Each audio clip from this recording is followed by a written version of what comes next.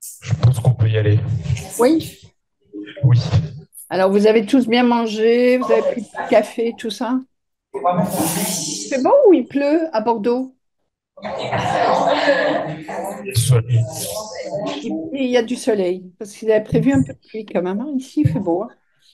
Bon, alors, en post-prandial, quelque chose un peu plus léger, c'est les anomalies du retour veineux pulmonaire. Alors, c'est plus léger, mais je trouve que c'est très intéressant aussi. Alors, essentiellement trois parties à mon cours. Le retour veineux pulmonaire anormal total, le retour partiel et en troisième, le syndrome de cimetière. Hop. Bon, la définition du RVPA total, donc c'est toutes les veines, c'est rare. On peut le diagnostiquer en prénatal, mais c'est quand même difficile, donc ça reste souvent des surprises postnatales et qui, comme vous le savez peut-être, probablement même, sont des potentielles urgences chirurgicales néonatales. Combien de vous ont déjà vu un RVPA total bloqué à la naissance? Vous êtes une quarantaine là, hein, vous m'avez dit. Qui en a déjà rencontré? Il y a une dizaine de personnes dans la salle Parfait. Ah non, présent dans la salle sur les 40 ou 10 qui l'ont qui vu? ont déjà vu un Ah, RVPA. très bien. Bon, est-ce que ça vous a stressé? Vous aviez le chirurgien à côté. Est-ce qu'ils avaient été diagnostiqués en prénatal? Non. Non, hein, la plupart. Donc, on est d'accord, c'est quand même relativement rare, mais ça arrive et c'est rarement de diagnostic prénatal. Alors, il y a plusieurs classifications qui existent pour le RVPA total. Il y a la classification purement anatomique selon le site d'accouchement. Et là, vous voyez qu'il y a, on distingue les supradiaphragmatiques, les infradiaphragmatiques et puis les mixtes. Dans les supradiaphragmatiques, il y a les supracardiaques et les cardiaques. Vous voyez que celui-là, 37%, celui qui va vers la veine innominée, est vraiment le plus fréquent. Et puis, ça diminue un peu. Les mixtes sont quand même pas les plus fréquents, loin de là, hein. On va voir ça un petit peu plus en détail. Donc, les formes les plus fréquentes, elles sont ici. C'est essentiellement cela. Donc, ça, c'est vraiment le numéro un. C'est le supracardiaque, supradiaphragmatique, supracardiaque. Donc, retour total vers la veine innominée. Il y a celui-là qui va vers le sinus coronaire, qui est pas rare non plus. Il y a celui-là qui descend tout le long, rejoint les veines hépatiques, sous-hépatiques et arrive dans la veine cave inférieure. Il y a celui-là où les veines sont ici derrière, là, vous voyez, en rouge, qui rejoignent la veine cave supérieure. Et puis vous voyez ici une forme un peu plus rare où on a des abouchements séparés au niveau de l'oreillette droite. Comme vous pouvez imaginer, c'est un petit peu plus complexe. Heureusement, c'est moins fréquent. Alors, il y a la classification également physiologique, où là, quand vous allez appeler votre senior, il va vous demander essentiellement ça. Est-ce qu'il est bloqué? Est-ce qu'il est non bloqué? C'est ça qui importe évidemment pour la prise en charge, en sachant que les infradiaphragmatiques sont plus souvent bloqués que les supradiaphragmatiques, mais attention, les supradiaphragmatiques peuvent être tout à fait bloqués aussi. Alors ici, les mécanismes de l'obstruction, j'ai mis par anatomie, pas par ordre de fréquence. Alors, on peut avoir dans des RVPA parfois des veines pulmonaires qui sont vraiment très anormales, donc elles peuvent être sténosantes. Des sténoses au niveau ici de la connexion avec les veines et la communication anormale aussi. Des sténoses intrinsèques au niveau du collecteur, on peut avoir, mais on a très souvent des compressions externes de la veine de drainage. Et ici, typiquement, pour les supradiaphragmatiques, supracardiaques, en général, la veine est bien large, mais il arrive parfois que la veine de drainage est étranglée entre le canal, l'aorte, la trachée, les bronches, et qu'il y ait une restriction à ce niveau-là. La même chose pour les infradiaphragmatiques qui traversent le diaphragme et arrivent dans le foie avant de déboucher sur la veine cave inférieure. On a de multiples sites d'obstruction par compression externe qui sont possibles. Dernier point, évidemment, qu'il faut toujours regarder.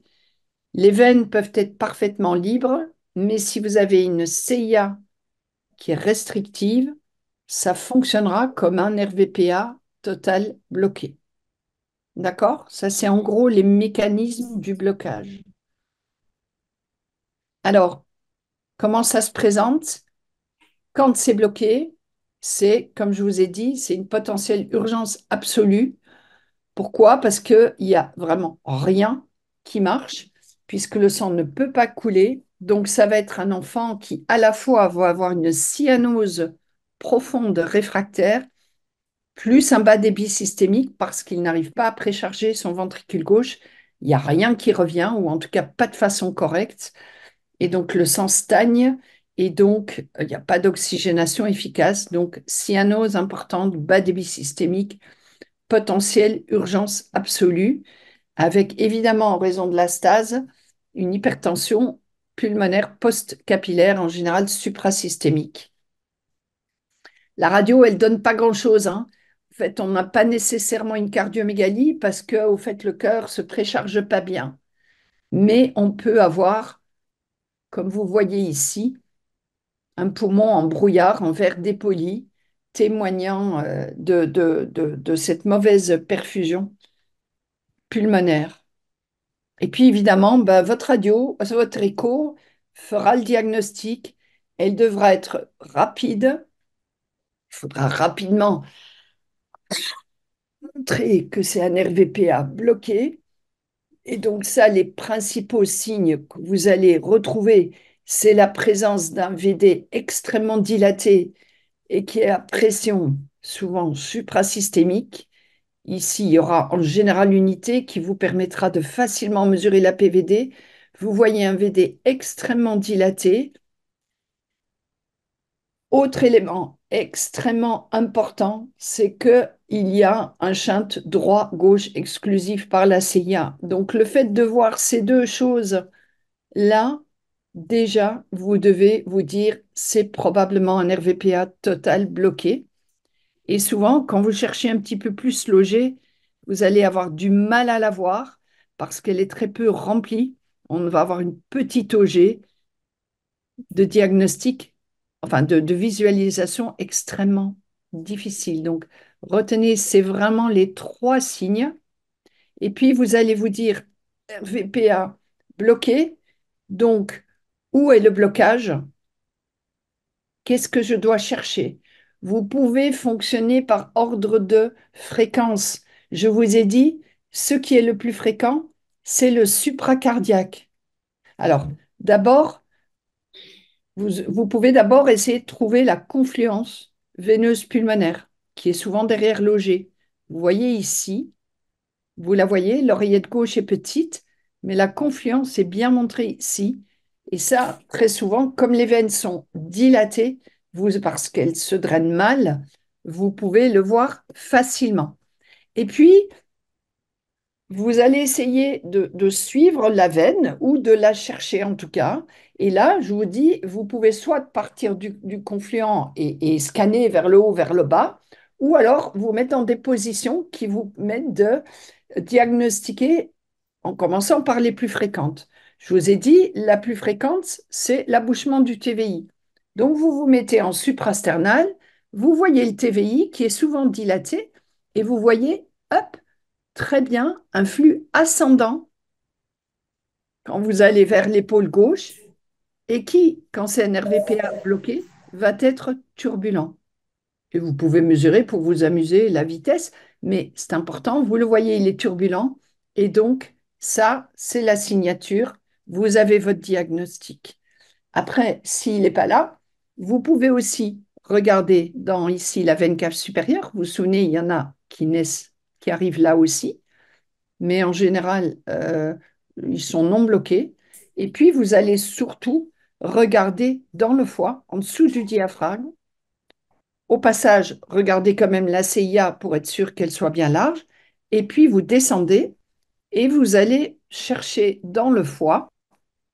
Alors, vous voyez ici, pour ça, ben, vous faites la vue sous-costale, vous alignez la veine cave inférieure et vous allez voir un vaisseau qui arrive, souvent turbulent.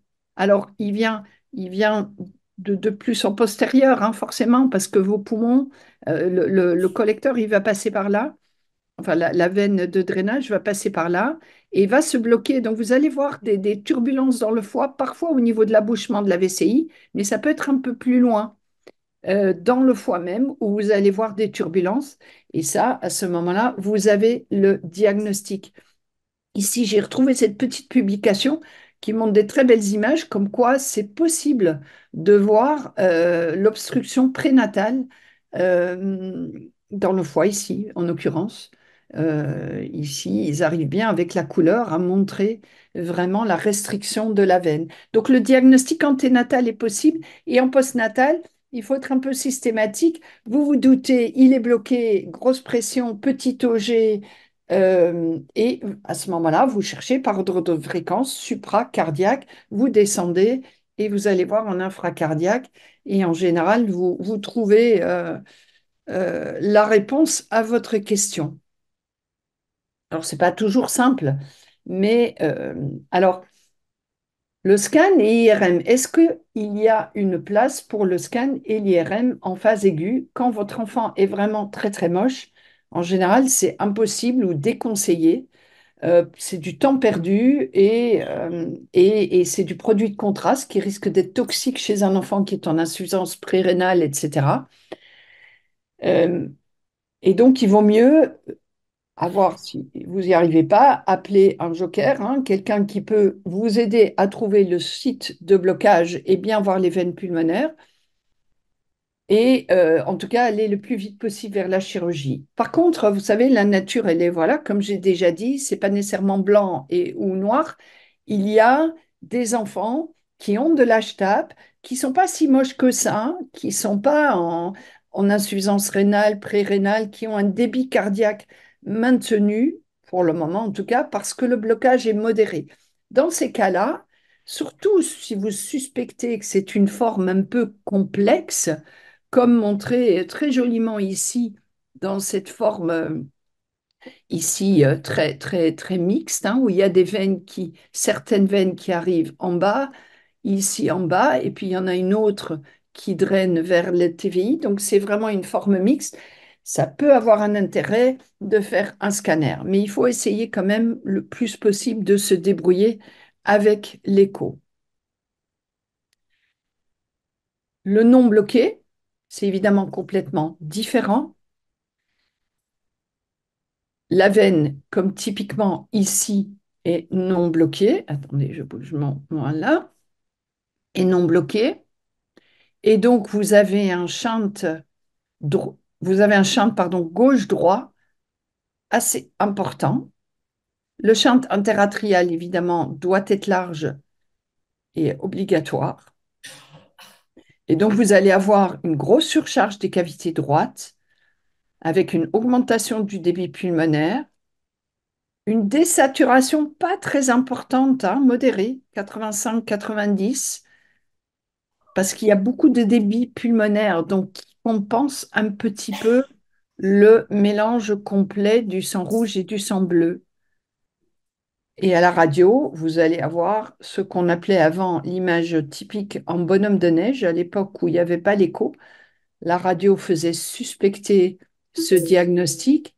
Le corps, la cardiomégalie, la tête en partie ici créée par ça, la veine de drainage qu'on voit sur la radio. Et puis on ne le voit pas très très bien ici, mais on le voit un petit peu mieux là. Au fait, les flocons de neige qui sont les petits vaisseaux en raison de l'hypervascularisation pulmonaire. Donc la radio, c'est un bon examen, ça peut aider quand on n'a pas directement un scanner disponible. Alors, le non bloqué, on a les mêmes signes échographiques, mais tout est un peu moins spectaculaire. En particulier, l'HTAP est moins spectaculaire. Ils ont en général un petit peu d'hypertension pulmonaire, mais ils vont être plutôt aux environs des 40, 45, 50, donc mi-systémique et pas suprasystémique, comme dans le RVPA bloqué. Et puis, ben, comme dans l'autre, vous allez essayer d'approcher le diagnostic en regardant tous les différents niveaux supracardiaques, intracardiaques, parce que dans les non bloqués, il peut y avoir les drainages vers le sinus coronaire. Donc, n'oubliez pas de bien regarder votre sinus coronaire qui peut être dilaté. Donc, bien regarder en postérieur dans l'oreillette ou regarder les abouchements dans l'OD et regarder le foie. Mais là, bon, l'écho, c'est bien, et quand on arrive à bien faire, mais quand même, et là, vraiment, il ne faut pas hésiter. Votre enfant est suffisamment bien, il a un débit, il est juste un peu bleu, il perfuse trop ses poumons, mais il y a pas le feu, comme on dit. C'est pas, vous avez le temps. Si vous n'êtes pas tout à fait sûr du diagnostic, et c'est souvent le cas, on ne voit pas nécessairement toutes les cas de veine qui arrivent sur la confluence, on conseille quand même de faire, alors en fonction des lieux, nous on a tendance à plutôt faire un scanner chez les petits, mais certains centres arrivent à bien s'en sortir avec une IRM, donc une des deux imageries qui permettra évidemment de voir la veine de drainage, mais que vous avez souvent vu à l'écho, mais qui permet surtout d'être sûr que les quatre veines, ça bouge vraiment sur le collecteur et qu'il n'y ait pas finalement une forme mixte que vous n'auriez pas vue. Donc, le bloqué, en général, pas d'imagerie complémentaire. Par contre, le non bloqué, ne vous en privez pas, ça fait en plus des très belles images et ça, c'est utile. Alors, est-ce qu'aujourd'hui, dans le RVPA non bloqué, il y a une place du cathétérisme? Aujourd'hui, je dirais non. On a quand même de la bonne imagerie par le scanner ou l'IRM. Ça a été fait et j'ai retrouvé cette publi un peu étonnante, mais c'était chez un adulte, je pense, si je me souviens bien, vous voyez, où ils avaient fait un cathé et qui montrait vraiment cette belle image de la veine ascendante qui arrive dans le TVI. Et évidemment, tout ça est extrêmement dilaté. Et vous pouvez comprendre cette image en bonhomme de neige. Mais classiquement, le cathétérisme n'est pas nécessaire dans ces formes-là. Alors, ben, vous le savez, l'RVPTA bloqué, c'est une urgence potentielle. C'est une urgence, au fait, hein. Le potentiel est probablement en trop. Pourquoi? Parce que le traitement médical, ben, au fait, il y a pas grand-chose qui marche et au contraire, les choses peuvent être dangereuses. Si vraiment votre RVPA est bloqué, Medueno et de la prostine sont pas très efficaces et peuvent même être dangereux pour l'enfant. Alors, si c'est la CIA qui est petite, on peut éventuellement faire un Rashkin, mais au fait, c'est très rare. Donc, il faut avant tout envoyer cet enfant le plus rapidement possible au bloc. Et en général, ce que font les chirurgiens, ici on le voit, ils vont ouvrir le collecteur derrière l'oreillette gauche et le mettre en connexion avec l'oreillette, donc reconstruire finalement une anastomose, enfin une circulation plus ou moins physiologique en ligaturant la veine de drainage où qu'elle soit.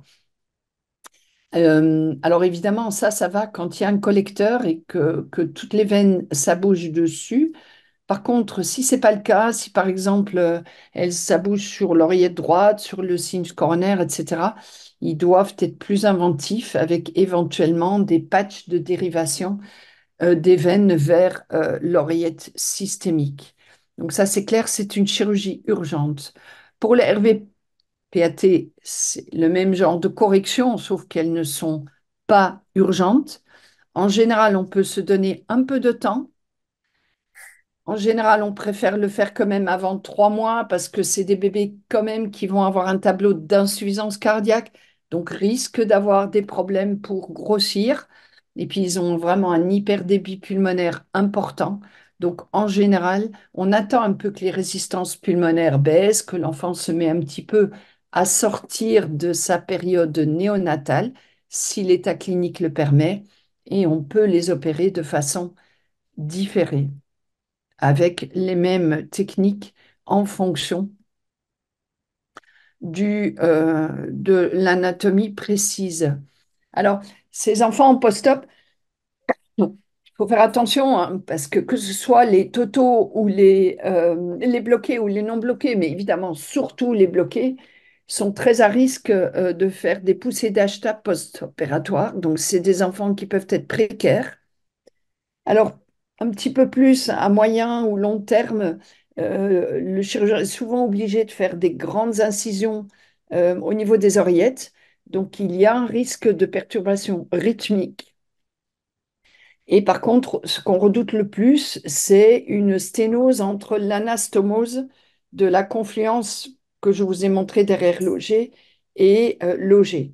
Et ça peut nécessiter chez certains patients une reprise chirurgicale. Donc, il faut vraiment qu'au départ, le chirurgien parvienne à vraiment faire une incision longue, ce qui est parfois compliqué parce que je vous ai montré, l'OG, elle est petite. Donc, le chirurgien, il peut avoir du mal à vraiment faire une grosse incision sur l'OG et ça peut parfois le limiter dans son anastomose et ça peut parfois être responsable de sténose au niveau de cette confluence. Donc ça, c'est quelque chose qu'il faut suivre dans la période post-op.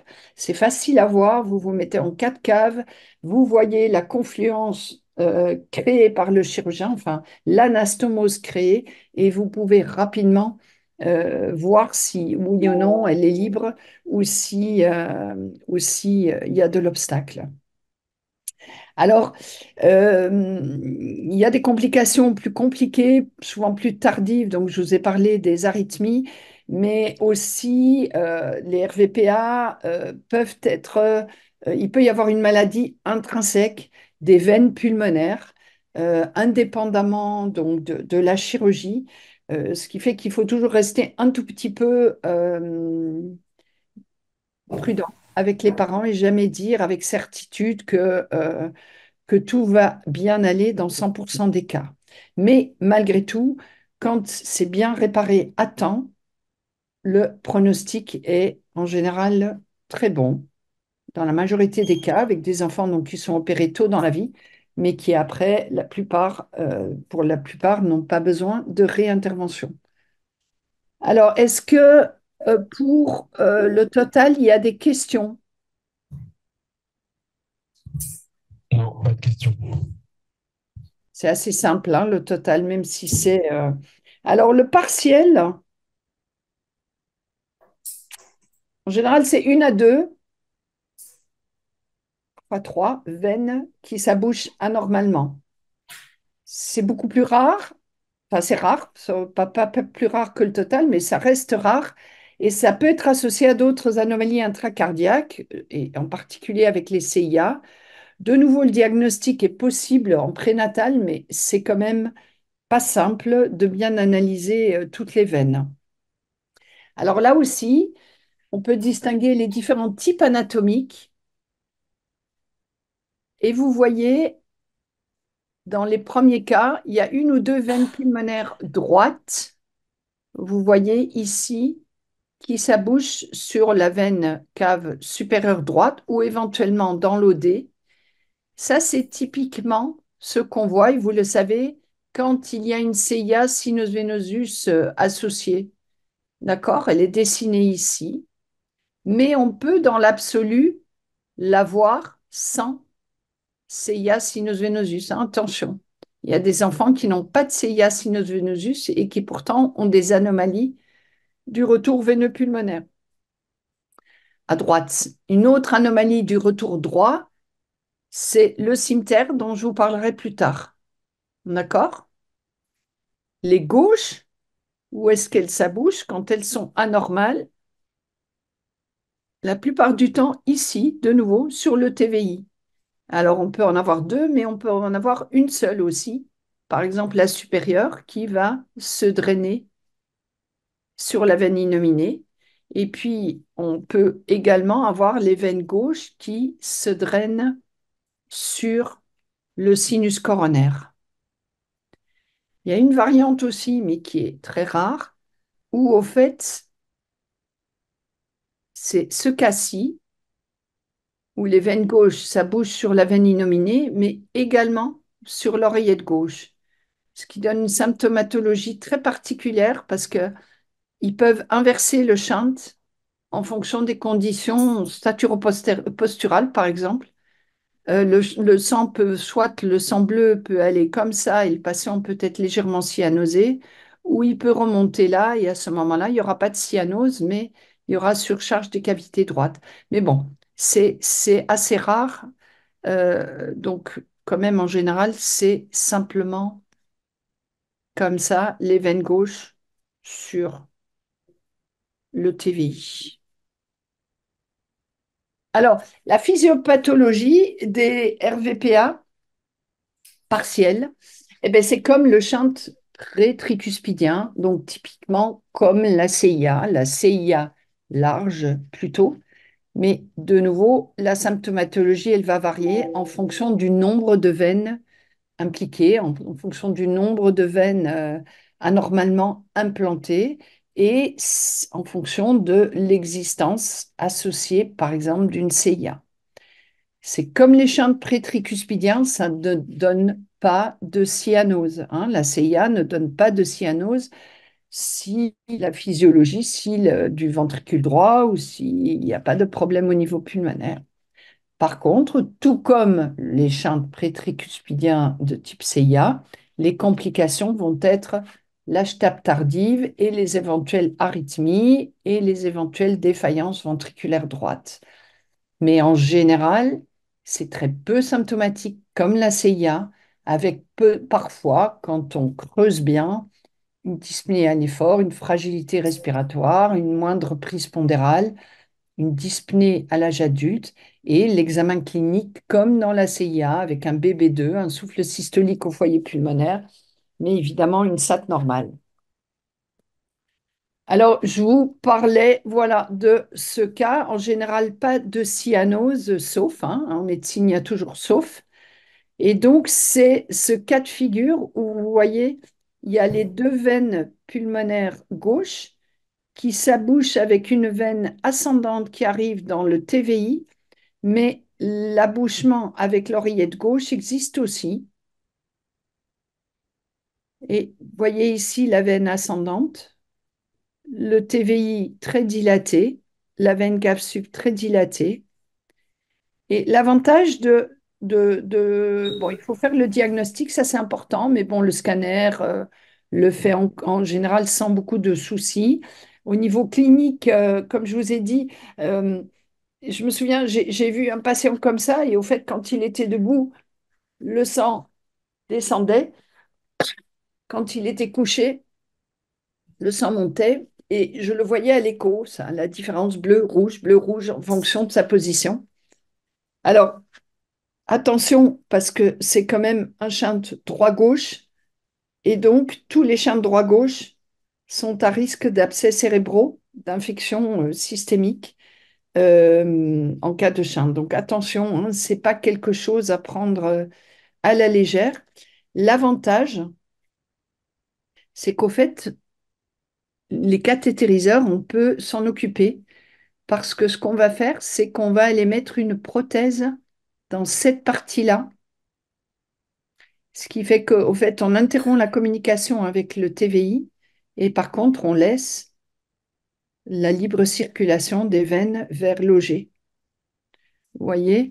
Et ici, ils ont pris un double abord, mais on peut aussi simplement avancer par le TVI. Maintenant qu'on a plus de prothèses, le double abord. Je me souviens, je l'ai fait une fois, mais c'était à l'époque où on avait des prothèses pas aussi bonnes qu'aujourd'hui.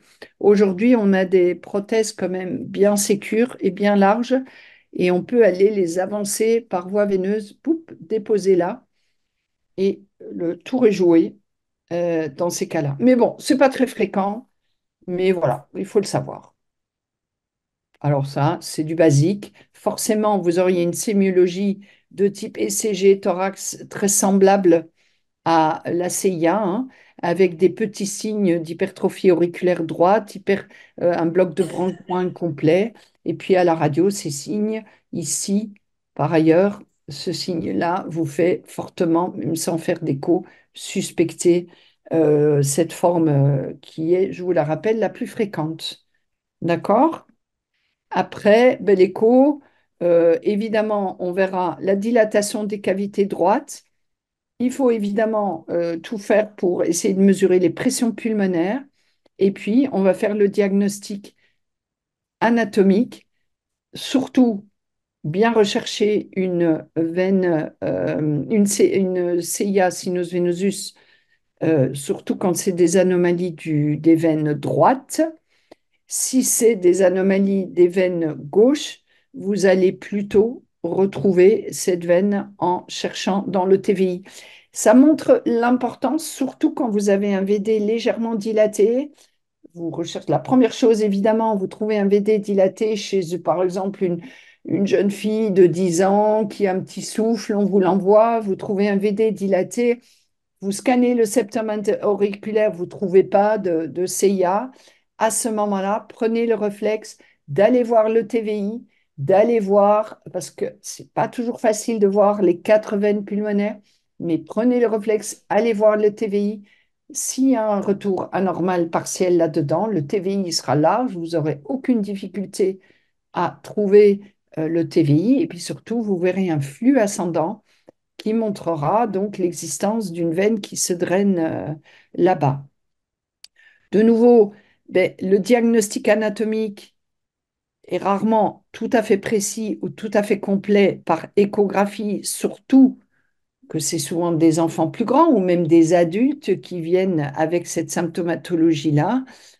C'est sûr, il faut bien exploiter ces vues sous-costales et suprasternales, hein, de part et d'autre pour bien voir les oreillettes et les veines. Mais une fois de plus, il ne faut pas se priver de faire les scans qui sont en général indispensables.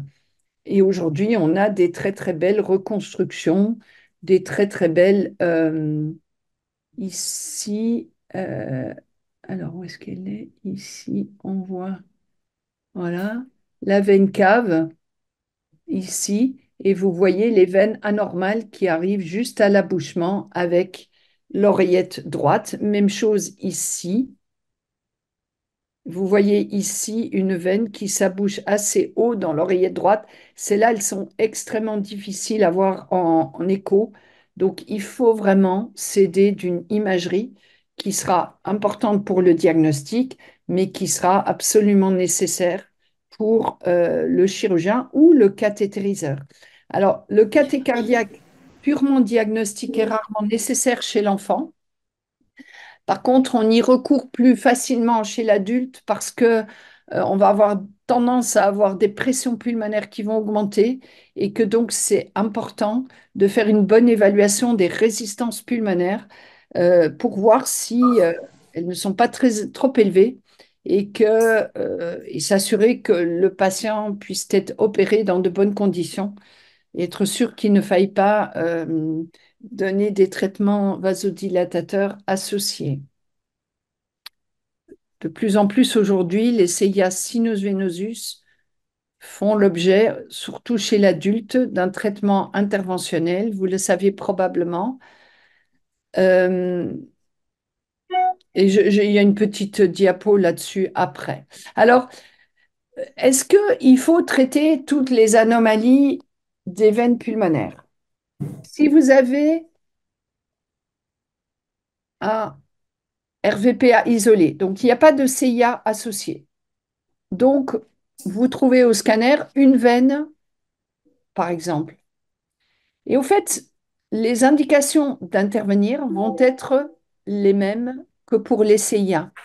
C'est-à-dire que si on a un champ gauche-droit significatif, le ventricule droit est dilaté. Si vous avez envie de faire un QPQS, vous faites un QPQS. S'il est élevé, s'il y a surcharge volémique du VD, il faut intervenir, comme dans les CIA. Et ça, vous pouvez vous aider de l'écho, de l'IRM, du KT, ce que vous voulez, mais s'il y a une surcharge, oui, il y a indication. Mais parfois, il n'y a qu'une seule veine qui est anormalement implantée, sans aucun signe de dilatation. À ce moment-là, l'indication n'est pas retenue, en tout cas pas, voilà, quand il n'y a pas de dilatation. Par contre, il faut savoir qu'il faut continuer à surveiller ces enfants, y compris à l'âge adulte, parce que la dilatation ventriculaire droite peut apparaître dans le temps. Et donc, il ne faut jamais dire aux parents, c'est qu'une seule veine, on s'en fout, partez, je ne veux plus vous voir. Il faut continuer à suivre ces patients. Évidemment, s'il y a une CIA sinus venosus associée, le shunt est toujours significatif, donc il faut les opérer, mais ça, je pense qu'on vous en a parlé dans un autre cours. Et s'il y a de l'HTAP, il faut d'abord faire le KT pour évaluer les résistances pulmonaires, pour évaluer la meilleure stratégie. Est-ce que je peux corriger direct, puis traiter par vasodilatateur? Est-ce que je dois d'abord traiter par vasodilatateur, voir s'il répond, et puis opérer? C'est la même décharge, c'est la même prise en charge que pour les CIA vieillis. D'accord? Alors, quand, donc, chez l'enfant, il n'y a pas d'urgence, comme les CIA, il n'y a pas d'urgence. Quand il y a une CIA sinus venosus, en général, on le fait en âge préscolaire. Quand il n'y a pas de CIA, c'est à discuter avec le chirurgien en fonction de la technique. Parce que parfois, il doit tunnéliser, créer une CIA. Et donc, parfois, ils peuvent être plus à l'aise avec un enfant un peu plus grand. Donc, c'est vraiment une décision d'équipe en sachant qu'il n'y a pas d'urgence pour le faire.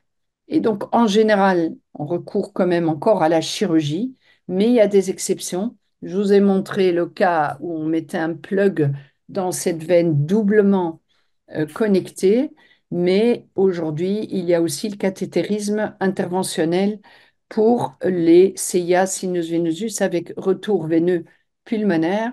Et ça, c'est des images euh, prises donc des équipes comme à Maryland Long qui font cela maintenant couramment, avec donc fermeture au fait de la CIA par un stent couvert, mais tout en faisant attention de ne pas bloquer la veine pulmonaire anormale droite et s'assurer qu'elle continue, qu'elle soit bien drainée vers l'oreillette gauche. Donc en fait, c'est possible que dans certaines formes anatomiques, c'est pas possible, par exemple, si on a une veine qui s'abouche très haut dans la veine cave supérieure, mais si c'est des veines qui s'abouchent proches des oreillettes, ça peut tout à fait être possible. Donc c'est pour ça qu'avant de faire ces techniques, il y a en général une mise au point très extensive qui est faite avec des modélisations par les scanners et autres examens pour s'assurer qu'en mettant un stent couvert, on peut fermer la CIA sinus venosus sans pour autant obstruer les veines pulmonaires et surtout en positionnant du coup le retour veineux pulmonaire correctement dans l'OG. Donc ça, c'est une technique qui prend de plus en plus d'ampleur. Aujourd'hui, surtout réservé à l'adulte. Il y a un essai en cours en France, Optivenosus, que vous connaissez peut-être, qui en théorie autorise d'inclure des patients à partir de 12 ans, mais on peut choisir le bras, soit chirurgical, soit percutané. Donc, on estime qu'il faut le faire chez quelqu'un qui a déjà acquis l'essentiel de sa croissance. Donc, si on fait chez les enfants, c'est surtout les ados après leur croissance pubertaire. Pour le moment, en tout cas, c'est la prise en charge. Alors pour l'RVPA, au fait, la littérature est très pauvre en données à long terme. Probablement parce que ça pose pas beaucoup de soucis, on s'est pris à temps, ça marche bien. Attention quand même parce que comme toujours, quand il y a des sutures, des patchs, des sections, on peut avoir des sténoses au niveau des sutures, on peut avoir des cicatrices atriales, donc des arythmies, et on peut avoir, comme après fermeture des CIA, de l'HTAP même après fermeture, donc à long terme. Donc, c'est des patients, il faut jamais les laisser filer comme tous les patients opérés du cœur. Continuer à les suivre de temps en temps. Et surtout, quand ils passent à l'âge adulte, il faut qu'ils soient suivis par des gens qui savent, qui comprennent ce qui a été fait, qui comprennent ce qui a été fait comme opération, donc de préférence des congénitaux quand même sensibles à toutes les problématiques de ça. Alors, ça, c'était pour le partiel. Est-ce qu'il y a des questions pour le partiel? Non, il n'y a pas de question. C'est clair, hein, c'est facile, c'est postprandial, il faut du café, c'est ça. Alors, on va voir le cimetière. Comment? Non? Pas de questions? Non. Alors, le syndrome de cimetière, ça, c'est rare, mais c'est hyper intéressant. Et moi, c'est quelque chose que j'aime beaucoup. Je suis toujours, ceux qui me connaissent, chaque fois que j'ai un cimetière, ça me plaît beaucoup. C'est pas toujours sympa pour l'enfant, mais c'est là aussi une pathologie qui est extrêmement intéressante. Alors, j'ose espérer que vous savez tous d'où vient le nom. Est-ce que vous le savez? Presque tous? Attendez, attendez 2 secondes. Julie, je donne cours, je rappelle après. D'accord? Merci. Euh, ça, regardez, c'est la veine pulmonaire droite qui s'abouche dans la veine cave inférieure. Ça se voit en radio dans certains cas. Et donc, certains ont trouvé que ça ressemble à une épée turque. Bon, c'est un peu cherché loin, mais bon. Et une épée turque, ça s'appelle un scimitar. Donc, c'est le scimitar sign et donc c'est le syndrome de cimetière. D'accord? Culture générale. Hop. Alors, c'est rare. Ce que vous devez bien comprendre, c'est que ce n'est pas que un retour veineux pulmonaire anormal partiel. C'est une anomalie profonde du développement du poumon droit. Alors je dis droit parce que c'est la grande majorité des cas, c'est le droit, mais comme rien n'est jamais absolu, il existe également des cimetières gauches, même si c'est exceptionnel. Donc on va rester avec le droit pour faire simple. Donc, je vous dis, c'est une anomalie de tout le poumon. Ça veut dire qu'il y a des anomalies des veines, du poumon et des artères. Alors, les veines, bah, c'est un RVPA. Vous avez vu le petit schéma antérieur qui montre un RVPA total du poumon droit, hein, donc tout le poumon droit, mais ce n'est pas toujours la totalité du poumon droit. Ça peut aussi être qu'une partie du poumon droit qui draine vers la VCI. Le poumon droit, il est dans sa globalité anormal parce qu'il est hypoplasique. Mais de nouveau, c'est extrêmement variable. Et entre vous qui ont déjà vu des cimetières, parfois il y a des cimetières avec un poumon droit extrêmement petit. Et parfois, finalement, ce poumon est très peu petit. Je vais vous montrer un peu des exemples. Mais cette hypoplasie du poumon droit va donc engendrer une dextroposition du cœur, pas une dextro-rotation, mais une dextro-position, une dextrocardie, parce que le poumon droit est petit, donc le cœur va occuper l'espace non occupé par le poumon. Les artères pulmonaires sont anormales aussi, avec une hypoplasie de l'artère pulmonaire droite qui va être corrélée à l'hypoplasie du poumon droit. Et en plus, je vais vous le montrer, euh, des anomalies de la vascularisation artérielle avec une pauvreté à droite, donc d'arborisation des vaisseaux. Donc c'est vraiment quelque chose de complexe. Alors ce qu'il faut savoir, c'est qu'en plus, pour compliquer les choses, les anomalies intracardiaques sont fréquemment associées. D'accord? Donc la CIA ostium secundum est la plus fréquente, mais on peut avoir d'autres malformations comme CIV, canal artériel, tétralogie de Fallot, même hypo-VG, d'autres anomalies comme hypoplasie de la veine cave, collatérale aortopulmonaire. Ça, il faut bien retenir, je vais en parler après parce que ça, on le voit très souvent dans les formes qui se présentent tôt dans la vie. Et puis des anomalies pulmonaires de type séquestre intra- ou extralobaire associées souvent à ces collatérales. Donc, anomalies intracardiaques et pulmonaires associées. Alors, si on regarde un petit peu plus en détail, l'anomalie de la veine pulmonaire, donc drainage veineux pulmonaire anormal du poumon droit, je vous ai dit en totalité comme ici, vers la veine cave. Alors, ça peut s'aboucher, et ça on le voit bien à l'écho, enfin relativement bien à l'écho, soit juste au-dessus du diaphragme, soit juste en dessous du diaphragme. Et c'est important à bien étudier parce que, en plus, ça peut être sténosé. L'orifice, il peut être un peu coudé et sténosé, surtout quand c'est en dessous du diaphragme. Donc, il est important de bien analyser cet abouchement.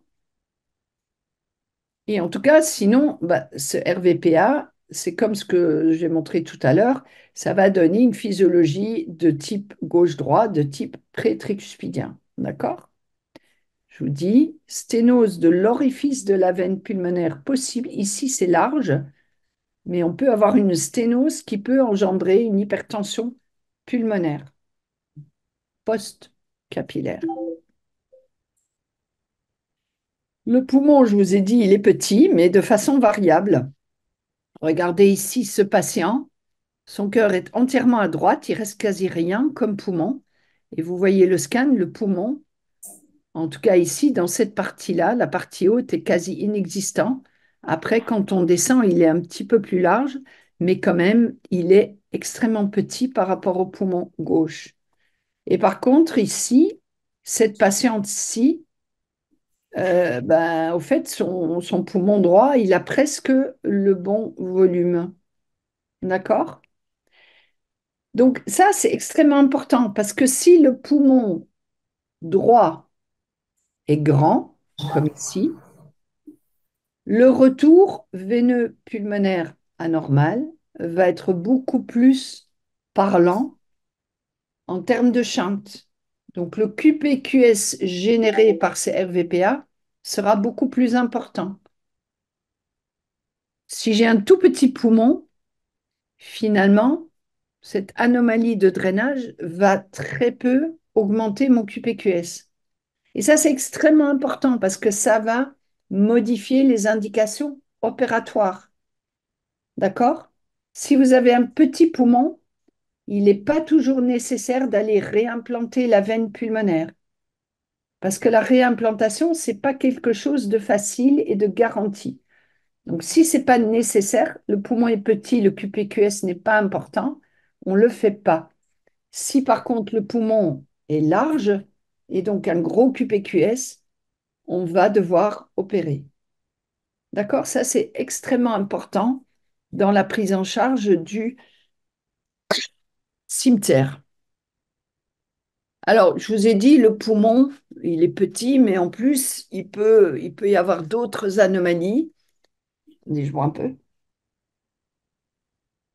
voyez, on a des anomalies du poumon en fer à cheval, des parties de poumon qui vont se hernier, qui vont traverser la ligne médiane. Et ça, le scanner le montre bien, quelle est l'importance de ça. Difficile à dire, mais c'est pour vous dire, on a souvent des anomalies du poumon associées. L'hypoplasie de l'artère pulmonaire droite, ben, on la voit bien ici, le poumon est modérément hypoplasique. Vous voyez, il y a une artère pulmonaire droite qui est quand même nettement plus petite que la gauche. Et en plus, je vous ai dit, il y a une arborisation artérielle qui est vraiment pauvre. Quand on injecte sélectivement, ça c'est une injection que j'ai faite sélectivement dans l'artère pulmonaire droite. Et au fait, il y a un aspect en arbre mort par rapport aux vaisseaux normaux. D'accord? Donc vraiment, c'est pas un poumon normal. Alors, je vous ai dit, il peut y avoir une association avec la présence de collatéral aortopulmonaire et séquestre pulmonaire. En général, ces collatérales, elles naissent de l'aorte descendante vers la base du poumon droit. Hop, comme ici, vous voyez, on injecte l'aorte et on voit une collatérale qui se draine vers la base du poumon. Alors ça, on le voit surtout dans les présentations précoces et ça peut participer à la défaillance cardiaque de l'enfant petit parce que ça génère un champ de gauche-droit potentiellement significatif avec en plus hypertension artérielle pulmonaire parce que c'est un vaisseau qui vient de l'aorte à gros débit, à grosse pression, qui va communiquer avec le réseau artériel pulmonaire. Donc, ces collatérales peuvent être responsables de champs de gauche-droit significatifs avec dilatation, cette fois-ci des cavités gauches, et hypertension pulmonaire. Et donc, en résumé, hein, avec tout ce que je vous ai dit, il y a essentiellement trois grands types de présentation. Bon, le diagnostic peut être fait en prénatal, mais ce n'est pas fréquent. Et en général, ce qui amène au diagnostic, c'est l'existence de l'hypoplasie pulmonaire droite. D'accord? Ça, ils reconnaissent les gynécos. Et donc, ça peut pousser à plus d'investigations. Mais moi, même encore récemment, la plupart des cimetières que j'ai vus, c'est diagnostic postnatal. Et donc, il y a un premier scénario qui est le nourrisson en grande défaillance. L'enfant arrive vraiment en polypnée, hypertension artérielle pulmonaire. Souvent, il a une anomalie intracardiaque significative associée, comme une CIV, mais pas toujours. Il peut avoir simplement une CIA, qui est censée quand même ne pas être trop bruyante, mais avoir une large collatérale aortopulmonaire et responsable d'un gros shunt et d'hypertension pulmonaire. Et puis, on a l'autre extrême, où c'est souvent les pneumologues, parce que ça, cet enfant, il arrive chez vous, hein, en cardio. Et puis, il y a l'autre extrême, c'est l'enfant qui est envoyé par le pneumologue. Parce que à un certain moment, on fait une radio, par exemple, parce que l'enfant fait une pneumonie ou une bronchite, et on va remarquer un tout petit poumon droit, une dextrocardie, et là, on va vous l'envoyer en disant, mais c'est bizarre, cherchez quelque chose au niveau cardio. Ces enfants, typiquement, à part l'éventuelle symptomatologie pulmonaire, en général, ils n'ont pas grand-chose, ils n'ont pas d'anomalie intracardiaque, ils n'ont pas beaucoup de symptômes cardio. Ils ont juste un petit poumon. Et comme je vous ai dit, quand le poumon est petit, le QPQS n'est pas très important. Et donc, ils n'ont pas de symptomatologie cardio. Et ceux-là, ben, on n'a pas toujours besoin de les opérer parce que finalement, le cœur n'est pas dilaté. Et puis, il y a un peu entre deux, il y a une hypoplasie pulmonaire modérée avec un shunt gauche-droit par la veine anormale modérée, avec éventuellement une CIA associée, et qui donc va finalement donner une symptomatologie un peu comme une CIA. Donc l'enfant va à un certain moment arriver chez vous parce qu'il a un souffle de type CIA, parce qu'il fait des bronchites fréquentes, ou parce qu'à la radiothorax, on a trouvé une cardiomégalie, et vous allez trouver une dilatation du ventricule droit. Et de nouveau, je vous dis le message de ce cours, quand vous faites une écho, recherchez bien, screenez bien, examinez bien les veines caves inférieures, les veines caves supérieures. Pour le cimetière, en l'occurrence, c'est la veine cave inférieure qui vous permettra de faire le diagnostic. Vous allez voir la veine de cimetière qui se jette dans la veine cave inférieure.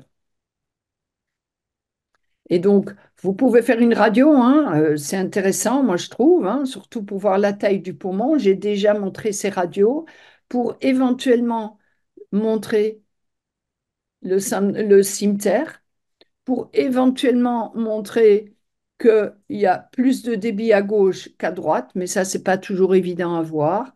Et éventuellement, surtout s'il y a des lésions intracardiaques, une cardiomégalie. Et donc, l'échographie, je vous l'ai déjà dit, à visée anatomique pour trouver le retour anormal, la taille des AP, les anomalies intracardiaques associées et les collatérales aortopulmonaires que vous pouvez deviner quand vous êtes en sous-costal et que vous regardez l'aorte. Vous pouvez voir un vaisseau qui monte vers les poumons. C'est possible, c'est pas toujours facile. C'est pour ça qu'il ne faut pas hésiter à faire un scanner chez ces patients-là. Au niveau conséquences hémodynamiques, il faut évaluer le shunt gauche-droit en regardant les cavités droites, essayer d'estimer les pressions pulmonaires. Je vous en reparle juste après. Essayez de mesurer l'abouchement de la veine pulmonaire pour être sûr qu'elle ne soit pas sténosée. Et regardez aussi les cavités gauches qui peuvent être dilatées s'il y a des grosses collatérales ou si évidemment il y a une CIV associée. En général, je vous ai dit, on s'aide d'une imagerie type scanner IRM parce que c'est compliqué parfois de tout voir en écho. D'accord? Donc, on peut mesurer le QPQS en IRM, le flux de la veine pulmonaire, et puis regarder toutes les différentes anomalies. Et le cathétérisme cardiaque, il est important parce que c'est important d'être tout à fait sûr que les pressions pulmonaires soient normales et donc il est important d'exclure une hypertension pulmonaire. S'il y a de l'hypertension pulmonaire, il faut comprendre pourquoi il y a de l'hypertension pulmonaire. L'hypertension, elle peut être mixte, pas toujours, mais elle peut être mixte. Je vous ai dit, la veine de cimeterre, elle peut se sténoser. Regardez ici, c'est ma sonde, elle était dans la veine cave. Je suis passée dans l'orifice de la veine pulmonaire. Là, je suis dans la veine de cimeterre et je mesure les pressions. Et ce patient-là, je me souviens très bien, j'avais 9 mm de mercure ici et j'avais 2 mm de mercure dans la veine cave inférieure. Donc, j'avais une différence de pression tout à fait significative qui donc peut contribuer à l'hypertension pulmonaire. Je vous ai dit, la collatérale aortopulmonaire peut contribuer. Et vous voyez, cet enfant, il en avait une et on a embolisé, on a mis des coils dans la collatérale qui naissait de l'aorte. Après, le poumon, je vous ai dit, il est quand même très anormal. Donc, ça peut contribuer aussi à avoir des résistances plus élevées dans le poumon droit et donc expliquer l'hypertension. Et puis, ben, le RVPA, s'il est important, à la longue, comme pour les CIA, peut engendrer de l'hypertension. Donc, le cathé, c'est pas de luxe dans le cimeterre. Je pense que tout cimeterre doit avoir un cathé au moins dans sa vie. Si c'est une forme néonatale, il faut rapidement faire le cathé pour aller emboliser le plus rapidement possible ces collatérales qui sont source d'hypertension pulmonaire et de défaillance de l'enfant rapide. Donc, c'est important de cathétériser ces enfants tôt dans la vie. Chez les autres, c'est des cathés plus électifs, souvent au moment du diagnostic plus tardif. Euh, voilà. Est-ce qu'il y a... J'entends un peu du bruit, je ne sais pas s'il y a des questions. J'ai encore quelques slides, mais pas beaucoup sur le cimeterre. Il n'y a pas de question. D'accord. Si, il y a une question. Il y a une Ah question. oui, dites-moi. Les mécanismes de séquestration, vous pouvez expliquer? Bah, je peux dire. Les mécanismes Est-ce que vous pouvez expliquer les mécanismes de la séquestration pulmonaire? Non, parce que je ne suis pas pneumologue et que c'est infernal. Quand vous voyez la littérature, Au fait, c'est très très mal défini. C'est en fonction des... Entre les séquestrations intrapulmonaires et extrapulmonaires, c'est extrêmement variable en termes de définition. Par ailleurs, pour nous, dans le cimetière, ça n'a pas beaucoup d'importance. De toute façon, on peut aller emboliser la collatérale. D'accord? C'est finalement la seule chose qui importe. Après, c'est de la réflexion pulmonaire qui, au fait, m'importe très peu. Parce que toi, tu veux le savoir pourquoi? Pourquoi tu veux connaître? Pourquoi tu poses cette question? Parce que je n'ai jamais compris les mécanismes, donc c'est Eh pour bien ça. voilà, moi non plus. Parce que la littérature est volontairement très mauvaise là-dessus.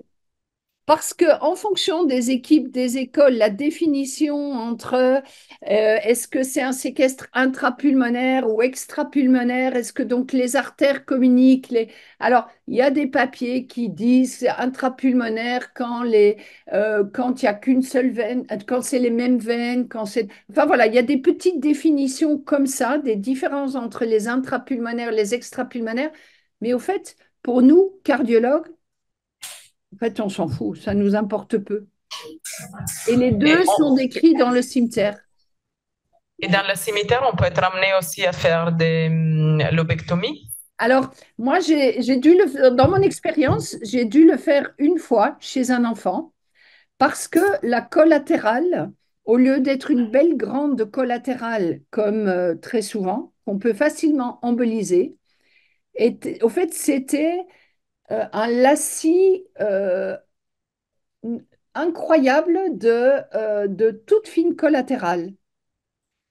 Donc, qui naissait de l'aorte, mais qui était tellement minuscule, mais c'était rempli. Au fait, la base du poumon droit était remplie de petits vaisseaux naissant directement de l'aorte et communiquant donc avec le poumon, et qui était responsable chez cet enfant d'hypertension artérielle pulmonaire. Et donc, on a enlevé le lobe inférieur du poumon droit chez ce jeune enfant qui avait moins d'un an, et ça l'a beaucoup aidé en termes d'hypertension. À partir de ce moment, l'hypertension s'est normalisée. Donc oui, il y a des indications, mais aujourd'hui, avec l'embolisation un peu systématique des collatérales quand elles se présentent en période néonatale, c'est moins fréquent. C'est moins fréquent. D'accord? Mais au fait, c'est différent des séquestres isolés avec artère. Les séquestres isolés sans pathologie de cimetière, là, c'est vraiment là, les pneumologues s'amusent, les radiologues à faire la différence entre le extrapleural, intrapleural. Et ça, c'est différent du cimetière. Dans le cimetière, au fait, on s'en fout un peu. On embolise la collatérale et après, voilà. Après, c'est peut-être parce que je suis peut-être ignorante, hein. Peut-être que tu vas parler à un imminent cardio ou pneumopédiatre qui va te dire complètement différemment de moi. Mais moi, ça fait 25 ans que je n'ai pas compris et ça ne m'a pas empêché de bien soigner les cimetières. Enfin, je pense. Et d'ailleurs, comment est-ce qu'on traite? Eh bien, je vous ai dit, ça se présente de façon variable. Et donc, il faudra regarder quel type c'est, quelle est la physiologie. Le plus important, c'est de détecter et de traiter précocement l'hypertension pulmonaire associée. Ça, c'est vraiment le message clé. Détecter et traiter, comprenez, détecter, comprenez et traiter correctement l'HTP. Si c'est une collatérale, vous allez emboliser. Si c'est parce que le QPQS est très important, vous allez rediriger la veine pulmonaire. S'il y a une lésion associée, une sténose de la veine pulmonaire, vous êtes obligé aussi de traiter cette sténose de veine pulmonaire. Donc, il faut comprendre l'hypertension pour arriver à la traiter le mieux possible. Mais ça peut être difficile et ça peut avoir un pronostic réservé, mais l'hypertension pulmonaire est vraiment l'élément le plus important au niveau pronostic. Et comme je dis ici à droite, on peut agir assez facilement sur la collatérale, sur le retour veineux pulmonaire anormal. Quand je dis facile, les chirurgiens ne sont pas d'accord avec ça parce que c'est compliqué à réimplanter. On peut agir sur les anomalies intracardiaques associées. Et sur la pathologie pulmonaire, c'est bien d'impliquer un pneumologue pour essayer de maintenir le poumon droit dans le meilleur état de santé. Qu'est-ce que j'ai dit d'autre? J'ai déjà tout dit sur les collatérales. Vous voyez encore un exemple ici. Une collatérale, c'est une injection sélective. C'est une image arrêtée, vous voyez. On voit une belle collatérale et qu'après, ici, ils ont mis un gros coil, pas très beau, mais on arrive vraiment à bien mettre des coils, des plugs là-dedans qui vont tout boucher. Il faut évidemment faire attention de ne pas boucher d'autres vaisseaux qui sont pas loin. Il faut être le plus sélectif possible. D'accord? Donc le cathé peut être thérapeutique. Pour la veine anormale, la réparation chirurgicale peut être difficile avec un risque de resténose élevé. Et donc on va réimplanter que si c'est associé à un champ de gauche-droit élevé avec dilatation des cavités droites ou si la veine est sténosée et responsable d'hypertension pulmonaire. Les chirurgiens, souvent, ils préfèrent attendre que l'enfant soit un peu plus grand pour réaboucher la veine de cimeterre, sauf évidemment si cette veine est responsable d'hypertension pulmonaire sévère. À ce moment-là, il faut traiter plus tôt. Et donc, soit ils peuvent anastomoser directement, mais très souvent, ils créent un chenal pour éviter de faire des sections sutures au niveau de la veine pulmonaire, parce que ça marche pas bien. Et donc, ben oui, il peut y avoir une place à la lobectomie dans certains cas. Et donc, il ne faut pas l'oublier, mais c'est quand même pas très fréquent. Et évidemment, les anomalies intracardiaques associées, vous allez les opérer comme d'habitude. La difficulté qui se pose parfois, par exemple, vous avez un enfant avec une tétralogie de Fallot et un cimeterre. Quand vous opérez le Fallot à 6 mois, est-ce qu'il faut corriger le cimeterre en même temps? Donc, ça peut être compliqué. Et donc, c'est vraiment des analyses cas par cas en fonction de la taille du poumon, en fonction d'autres trucs. Mais tout ça, c'est des cas quand même plus rares. Hein, d'accord? Et puis, parenchyme, ben, c'est l'importance de bien traiter le poumon. Et j'ai juste cité ce papier sur le pronostic.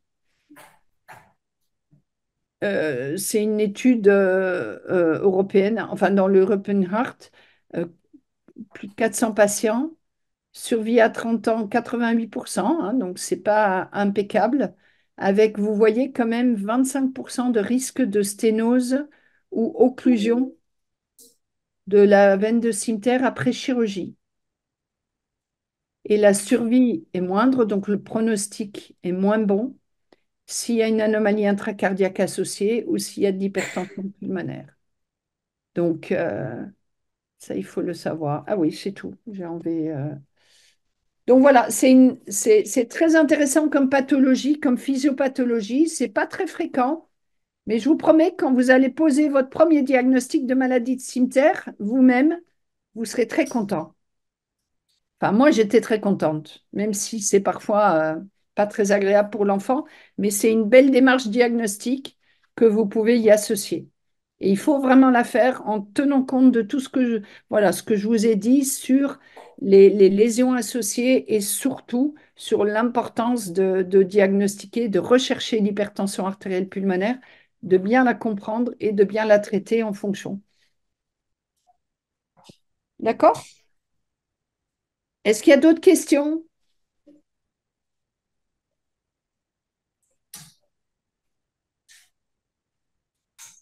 2h30. 2h10. Après, j'ai une question. Oui, Pour les réseaux totales, est-ce qu'il y a un bloqué? Est-ce qu'il y a une valeur et une pression à partir duquel on sera, on va penser que c'est bloqué? ah. Est-ce qu'il y a... Alors, normalement, en hémodynamique au cathé, au niveau des veines, euh, il ne faut pas qu'il y ait de gradient. Après, comme toujours, Pareil. le gradient dépend du débit. Donc, si vous avez un gros débit, une grosse veine, on peut facilement avoir un petit gradient de 2, 3, qui ne sera pas nécessairement très pathologique, de 3 millimètres de mercure, qui sera un peu lié à l'hyperdébit dans une veine un peu étriquée. Mais s'il y a un gradient qui dépasse 3-4 millimètres de mercure, ça devient vraiment euh, assez significatif. Après, c'est toujours à interpréter avec tous les autres chiffres, hein.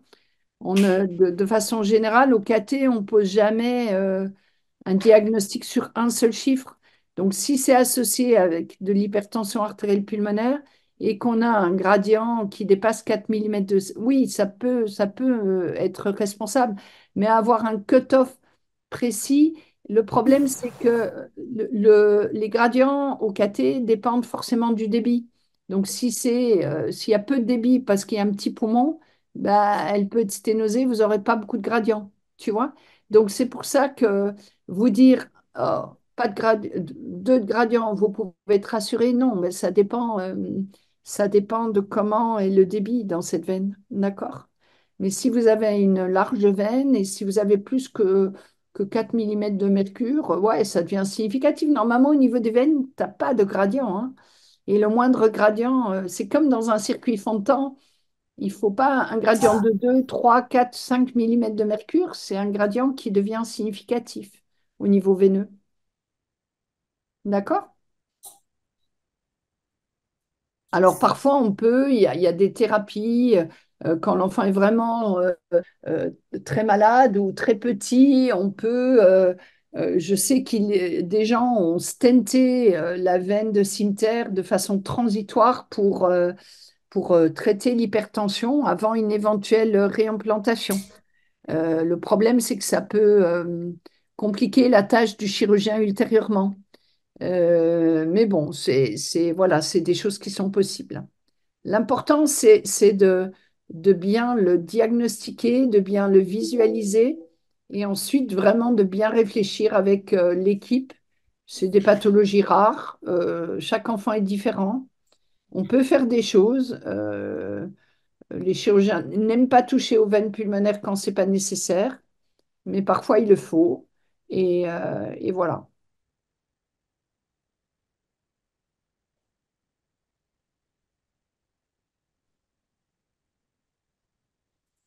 Est-ce qu'il y a d'autres questions?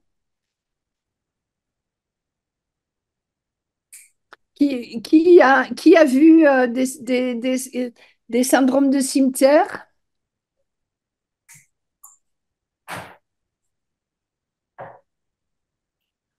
Vous êtes combien? Et quelle forme plutôt?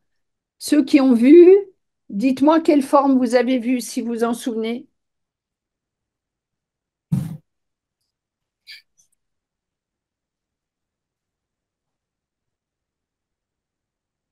Moi, j'ai fait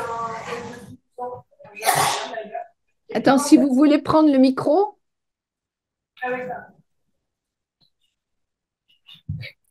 Moi, j'ai vu une forme qui était très peu symptomatique avec une dilatation très légère des cavités droites. d'accord, Et d'accord. par contre, il y avait une anomalie intra-abdominale associée. Je ne sais pas si vous avez déjà vu des cas comme ça. Alors, ils peuvent avoir des... Et c'était quel type d'anomalie? C'était une hernie hépatique qui Ah ouais. faisait enfin, obstruction dans le poumon droit. Ah bon? Ah oui, en plus. Mais D'accord. Donc, peut-être une anomalie du diaphragme, probablement. je Peut-être, n'ai non? pas eu la suite pour Ouais, l'instant. ouais. Non, j'ai jamais vu un comme ça, mais on peut bien imaginer, hein, il y a une partie de l'embryon qui pousse pas bien, et en l'occurrence à droite, donc on peut bien imaginer qu'il y ait d'autres anomalies dans la partie droite.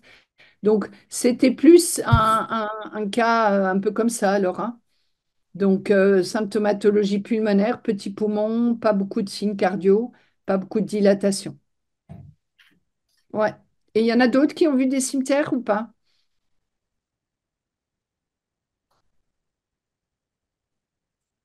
Non, pas trop?